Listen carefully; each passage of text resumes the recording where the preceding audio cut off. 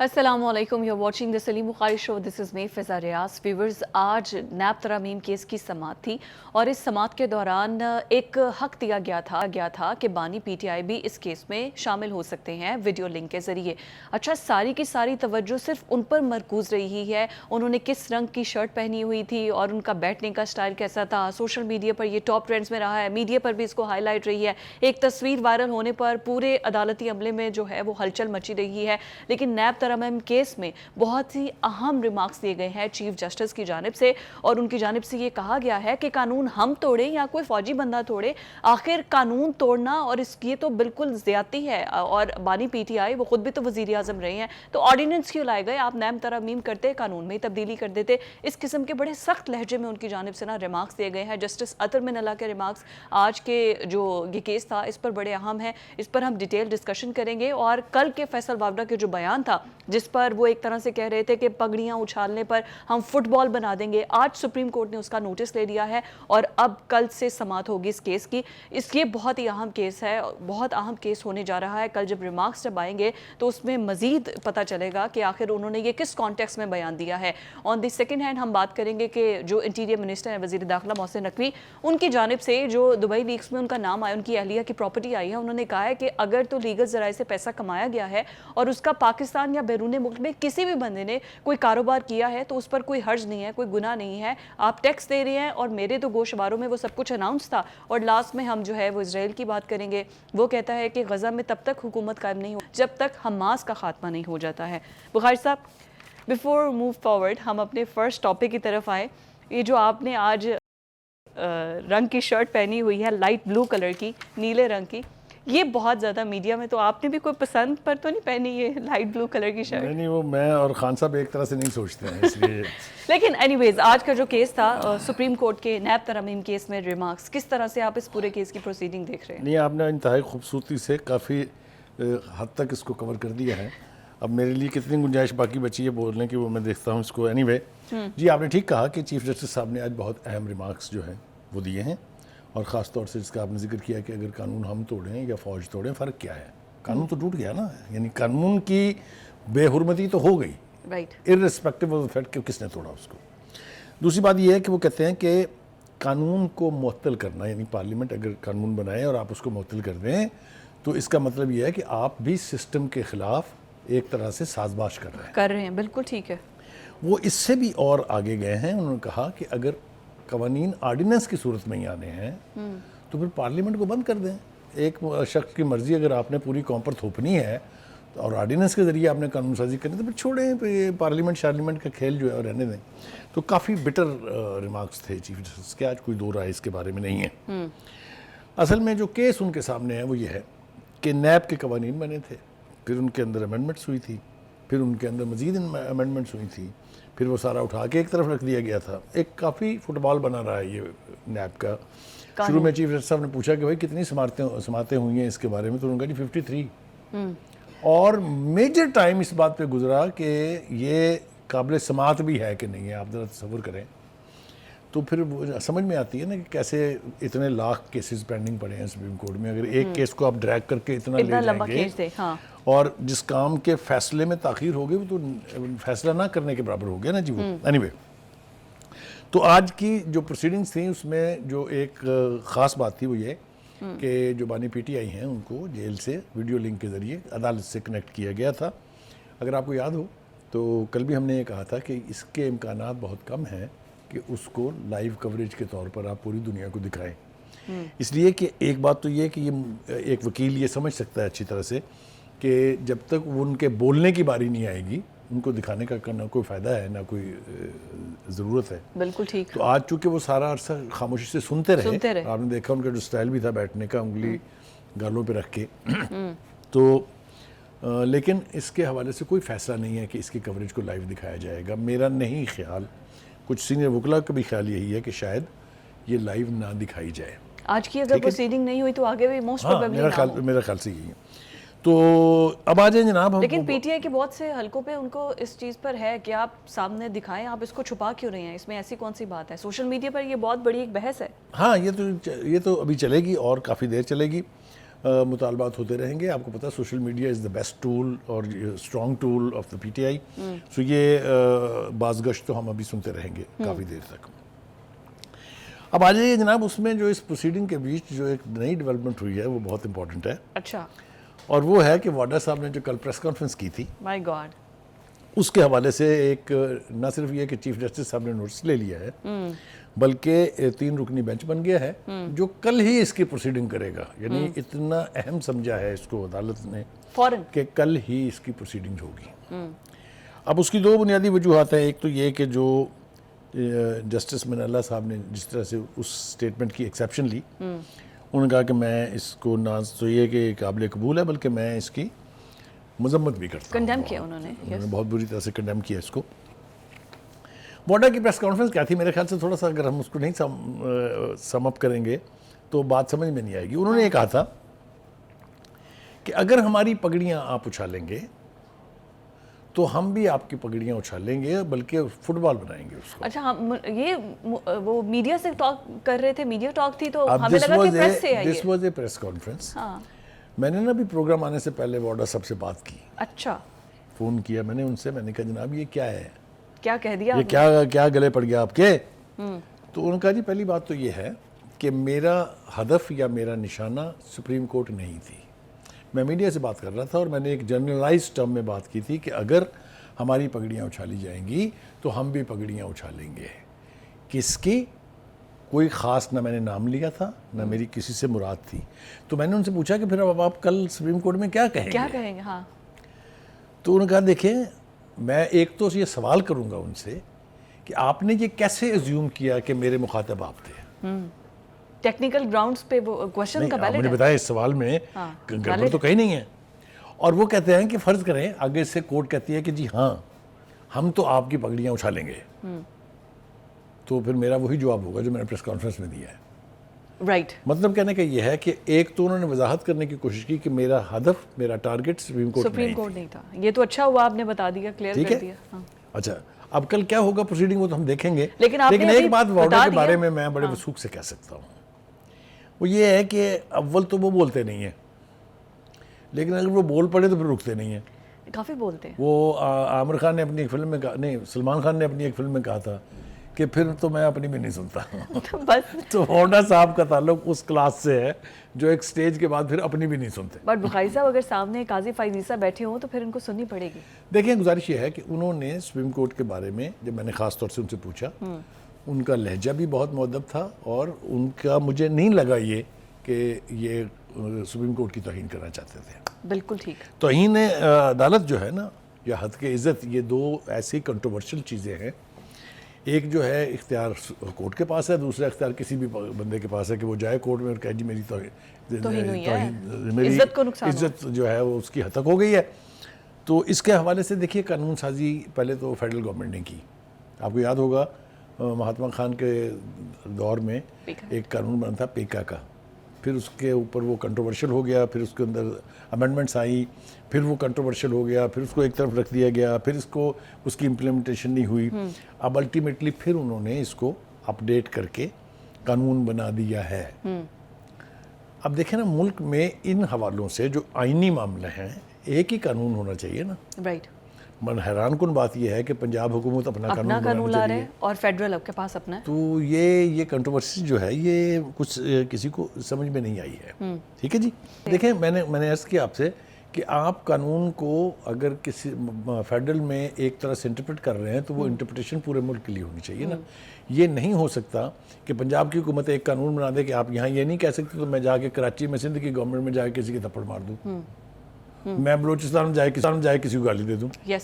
قانون تو ایک ہی ہونا چاہیے نا کہ بھئی جو اس کو کہتے ہیں کہ آفاقیت ہونی چاہیے اس لحاظ سے کہ ایک قانون اگر بنا ہے جو آئینی معاملہ ہے وہ پورے ملک میں ایک سا نفاذ اس کا ہونا چاہیے. بالکل ٹھیک ہو گیا. دوسری بات یہ ہے کہ جناب یہ بھی ہم نے کر لی بات. ایک اور فیصل وابڈا والی تو بریکنگ نیوز دے دی. ایک اور بات جی مجھے جو پریشان کر رہی ہے وہ یہ ہے کہ کل یہ اونٹ کس کروٹ بیٹھے گا. کیونکہ صاحب نے بھی آج شاید کہہ دیا ہے کہ وہ بھی ایک ہفتے کے لیے شاید باہر جا رہے ہیں, اسی لیے آج کی پروسیڈنگ جو ہے وہ اس کو پوسٹ پون مطلب ملتوی کر دیا گیا ہے, ایڈجرن ہو گئی ہے وہ. تو یہ نیب کے حوالے سے کیا ہوگا؟ NAB is a bad law. It was created and constituted this ordinance by General Pervez Musharraf. Yes. اور اس کا واحد آبجیکٹو تھا ٹو وکٹمائز دا پولیٹیشین. اچھا یہ چیز بھی آج کورٹ میں آئی ہے کہ یہ کتنی دیر میں بنا ہے قانون؟ 1 مہینے میں جی، 1 مہینہ نہیں لگایا انہوں نے. اور سماعتیں اس لیے اگر آپ کو میں وہ یاد دلاؤں کنٹروورسی جو جنرل امجد صاحب جو اس کے پہلے سربراہ تھے، انہوں نے آرگو کیا تھا جنرل مشرف صاحب سے کہ جب تک ہمارے پاس ثبوت نہ ہو ہم کسی کو گرفتار نہ نہیں کریں. کر سکتے. جنرل صاحب کا کہنا یہ تھا کہ آپ بندہ پہلے پکڑیں اور ثبوت بعد میں ڈھونڈیں. بعد میں ثبوت. اسی کنٹروورسی میں الٹیمیٹلی پھر جنرل امجد اس کو چھوڑ کے چلے گئے تھے. ٹھیک ہے جی. بالکل. یہ قانون یعنی ایک برے مقصد کے لیے ایک نیگیٹو اپروچ کے ساتھ بنایا گیا تھا، اور مجھے اس بات پر بہت حیرت ہے، اور میں اگر آپ کہیں تو میں مذمت کرنے کے لیے بھی تیار ہوں سکسیسو گورنمنٹس کی کہ وہ ایک ڈکٹیٹر کے بنائے ہوئے اس قانون کو اپنی گود میں لے کے پالتے رہے ناجائز بچے کی طرح سے. بھئی اگر یہ اتنا برا قانون تھا جو اب آپ کہہ رہے ہیں کہ یہ بہت برا قانون ہے، تو اس کو آپ کو فارغ کر دینا چاہیے تھا بہت عرصہ پہلے. یہ ہر کسی کے منشور میں 1999 میں بنا ہوا یہ قانون جو ہے آپ ذرا دیکھیے 25 سال سے موجود ہے، اور 5 گورنمنٹیں اس بیچ میں بدل گئی ہیں، کسی کو توفیق نہیں ہوئی کہ اس کو ہٹا دیں. ختم فائدہ ہوتا ہے. بلکہ انفارچونیٹلی ہر ایک نے اس کو اپنے مقصد کے لیے استعمال کیا ہے. یس. اگر آپ کو میں یاد دہانی کرانا چاہوں اور ریکال کروں ایونٹس کو جو جسٹس جاوید اقبال صاحب کے دور میں ہوئے، تو آپ کو بہت حیرت ہوگی. طیبہ بیگم کے کیس ابھی بھی عدالت میں پڑا ہوا ہے، جس طریقے سے اس کو ہیرس کر کے اس کی ویڈیو بنا کے اس کو بلیک میل کیا گیا وغیرہ وغیرہ. اچھا ایک ہے کہ اگر 1 مہینے کے اندر قانون بن سکتا ہے تو اتنی چیف زیادہ جسٹس کا یہی تو آرگومنٹ تھا. ہاں تو پھر اتنی زیادہ ہیئرنگز کے کیا مطلب آپ اس کو وائنڈ اپ نہیں کر سکتے؟ اس کو سب سے زیادہ ایڈریس کیا ہے چیف جسٹس نے. یہ اتنے طویل عرصے تک جو آپ اس کو کھینچتے رہے ہیں، اگر یہ برا قانون تھا اٹھا کے پھینک دینا چاہیے تھا، اگر یہ بہت اچھا قانون تھا تو پھر اس کو اڈاپٹ کر لینا چاہیے تھا. اینی اب یہ اونٹ کس کروٹ بیٹھے گا اگلی پیشی پہ دیکھیں گے. لیکن یہ بات بالکل طے ہے کہ وڈا صاحب کا اگر مقصد نہیں تھا سپریم کورٹ، تو ان کو کیٹیگوریکلی سپریم کورٹ میں کھڑے ہو کے یہ کہنا چاہیے اور پرزور طریقے سے کہنا چاہیے کہ میری مراد آپ سے نہیں تھی. اگر آپ نے اسے سمجھا ہے کہ میں نے آپ کو کہا تھا تو میں اس کے اوپر معذرت کرنے کے لیے تیار. آئی ڈونٹ نو وہ یہ کہیں گے کہ نہیں، کیونکہ جو میں نے آپ کا ان کا جملہ سنایا ہے کہ میں تو پھر اپنی بھی نہیں مانتا، وہ کیا آپ کو یاد نہیں ہے؟ دنیا جہان نے ان کو بعد میں کنڈیم کیا کہ یہ آپ بوٹ لے کے ایک پروگرام میں کیا چلے گئے تھے بھائی صاحب وہاں، گنز کلیشنگ آف لے کے وہ اس نے کہا میں دس از دا وے آئی ایم. دوسری بات یہ ہے کہ وہ ڈرتے ورتے نہیں، یہ تو میں وثوق سے کہہ سکتا ہوں.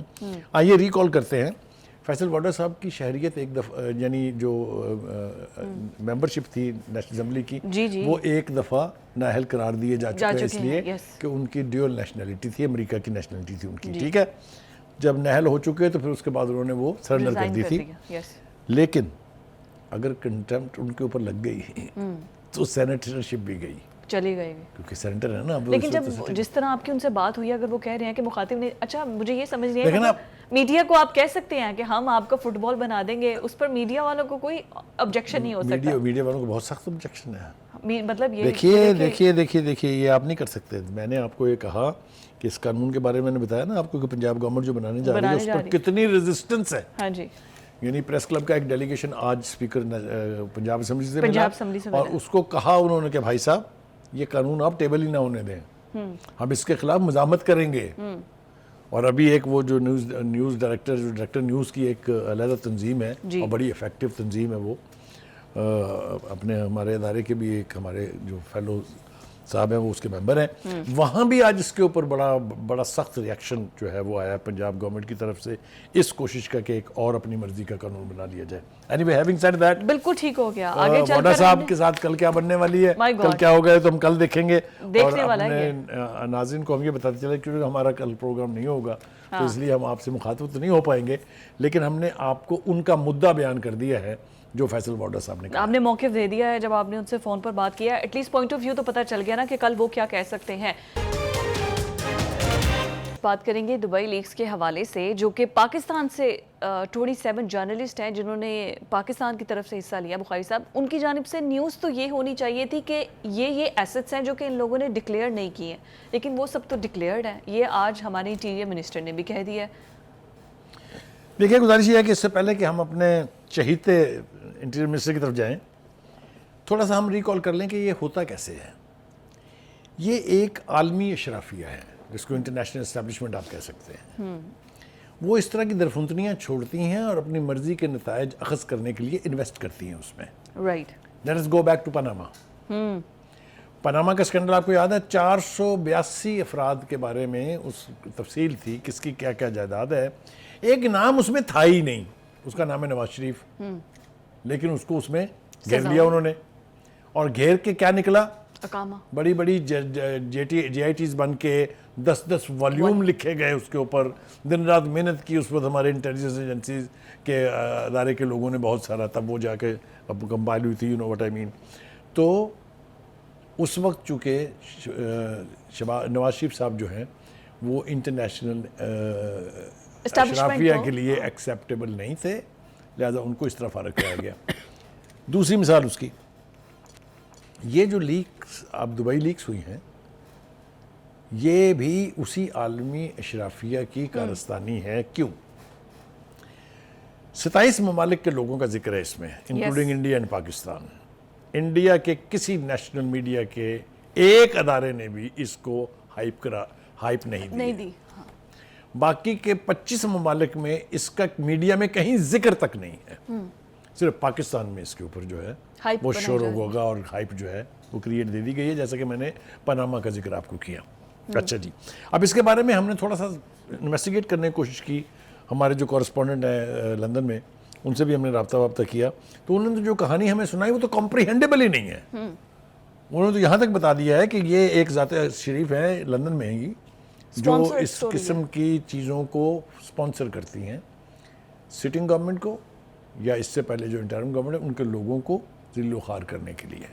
رائٹ. ٹھیک ہے، میں نے ان سے کہا ہے کہ ذرا تھوڑی سی پروب کریں، ود ایویڈنس مجھے لا کے دیں، ہم اس کو اپنے چینل پہ بھی چلائیں گے اور ہم اس کو اپنی ویب سائٹس پر بھی ڈالیں گے. رائٹ. اچھا جی، اب وہ کرتے کیا ہیں؟ جنرلائز ٹرم میں نام لے دیے ہیں، ان کی پراپرٹیز ہے.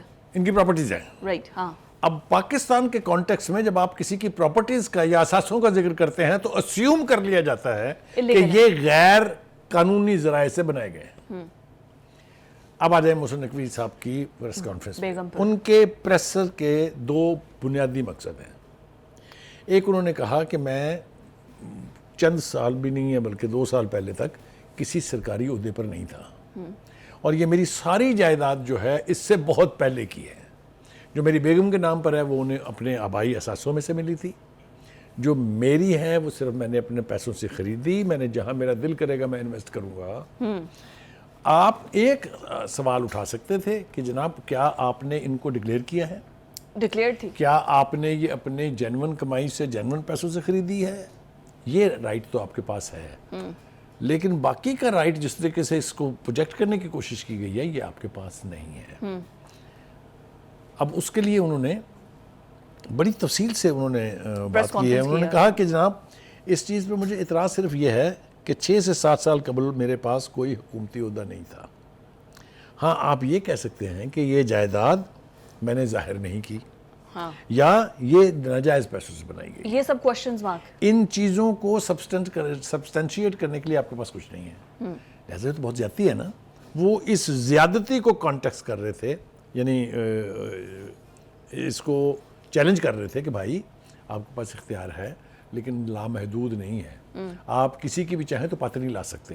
وہ یہ کہتے ہیں کہ انفارچونیٹلی پاکستان میں یہ ہے کہ کوئی بھی بزنس مین ذرا سی ترقی کرے تو یہ اسیوم کر لیا جاتا ہے کہ اس کی جائیداد جو ہے وہ جینون نہیں ہے، یہ کسی نہ کسی گھپلے کے نتیجے میں یا کسی نہ کسی ناجائز طریقے سے حاصل کردہ پیسوں سے بنی ہے. اب یہ تو بڑی زیادتی ہے. انہوں نے کہا کہ میں پاکستانی شہری ہوں، میرے پاس جتنی میری جینون کمائی ہے میں فری ہوں کہ میں نے اس کو پاکستان میں انویسٹ کرنا ہے یا میں نے باہر انویسٹ کرنا ہے.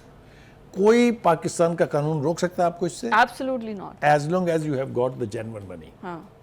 تو یہ آج انہوں نے اس کی وضاحت تو کر دی ہے، اور ہم توقع کرتے ہیں کہ اس معاملے کو ان نیسیسریلی ہائپ دینے کی نہ ضرورت ہے اور نہ دینی چاہیے. نہیں مجھے تو اور یہ ہم صرف محسن نقوی کے حوالے سے نہیں کہہ رہے ہیں. حسین نواز نے بھی, ایون بلاول نے اور آصفہ نے بھی بتا دیا, شیر افضل مروت کا نام تھا, انہوں نے بھی بتا دیا, سب نے کہا کہ ہم نے یہ سب نے پوائنٹڈلی بتا دیا کہ یہ ہمارے اثاثوں میں ڈکلیئرڈ ہے. اب آپ مجھے یہ بتائیے کہ یہ تو وضاحتیں آ رہی ہیں نا اب, لیکن وہ جو ڈیمیج ہونا ہوتا ہے کسی کے پرسن کو وہ تو ہو گیا نا. اسی کے لیے تو حتق عزت آ رہا ہے. اچھا وہ دیکھتے ہیں نا کہ حتق عزت جو ہے وہ اونٹ کس کروڑ بیٹھے گا. ابھی اگر حتق عزت آ گیا ہوتا تو ابھی جو آج چیمہ صاحب نے کیا نیشنل اسمبلی کے اندر زرتاج گل صاحبہ کے ساتھ, تو ان پر بھی ایف آئی آر کروانے کا شیر افضل مروت کہہ تو رہے ہیں, کروا دیں گے ہم شیر افضل مروت. دیکھیے جو کچھ بھی ہوا ہے وہ ویری انفارچونیٹ, نہیں ہونا چاہیے. یہ پہلے بھی ہو چکا ہے اگر آپ کو یاد ہو تو. اسی نیشنل اسمبلی میں جناب خواجہ آصف صاحب نے شیریں مزاری صاحب جو کچھ کہا تھا, ہم اس کو استعمال کر سکتے ہیں. انہوں نے کہا تھا کہ جی یہ تو جی ٹریکٹر ٹرالی ہیں. کتنی کنٹروورسی ہوئی تھی اس کی, اور بالآخر خواجہ صاحب کے پاس کوئی راستہ نہیں تھا سوائے اس کے کہ وہ معافی مانگیں اور اپنے الفاظ واپس لیں. جی جب آپ کو یہ کرنا پڑتا ہے بعد میں تو آپ ایسی حرکت ہی نہ فرمائیں نا جی. دوسری حرکت ہوئی جناب سندھ اسمبلی میں, جہاں پر جو محترمہ ہیں وہ سحر کامران, نصرت سحر عباسی صاحبہ, ان کو جو وہاں کے ایک وزیر تھے امداد پتافی صاحب نے کیا, انہوں نے ان کو کہا کہ آپ تو ڈرامہ کوئین ہیں. جی اس کے اوپر بھی بہت کنٹروورسی ہوئی تھی. انہوں نے خود سوزی تک کی جو ہے وہ دھمکی لگا دی تھی. جی اور میرے خیال سے داد دینی چاہیے بلاول بھٹو کی, جس نے صورتحال کی نزاکت کو سمجھا. رائٹ, انہوں نے فوری طور پہ ریئیکٹ کیا. اس نے تو 2 دن کی ڈیڈ لائن دی تھی نا, ورنہ میں خود سوزی کر لوں گی اگر میں یہ ان کو نااہل قرار نہ دیا آپ نے تو. انہوں نے ان سے کہا کہ آپ سندھ کی روایت کے مطابق معافی مانگے, حال میں ہاؤس میں جا کے ان کو چادر پہنائیں, ان کو اپنی بہن ڈکلیئر کریں اور ان سے معافی مانگیں. بالکل ٹھیک. تو یہ اچھی روایتیں ہیں کہ اگر آپ سے غلطی ہو گئی, اول تو ہونی نہیں چاہیے. پہلی بات تو یہ کہ ہونی نہیں چاہیے, اور دوسری بات یہ کہ اگر ہو جائے تو پھر آپ اس کے اوپر اڑے نہ, بے تکا سٹانس نہیں لینا چاہیے. مجھے اس بات کی خوشی ضرور ہے کہ طارق بشیر چیمہ صاحب بڑے ڈیرنگ آدمی ہیں. وہ جب کیبنٹ میں ہوتے تھے تو اگر آپ کو میں یاد دلاؤں کاف لیگ چونکہ حصہ تھی عمران خان صاحب کی حکومت کا, اس وقت بھی وہ کیبنٹ میں سب سے زیادہ لاؤڈ اور سب سے زیادہ بٹر طریقے سے بات کرتے تھے. انہوں نے آج جو بھی کہا, لیکن ایک بات اس میں اور کہنی چاہیے, وہ یہ کہ آپ سارا بلیم جو ہے وہ چیمہ صاحب پر نہ ڈالیں.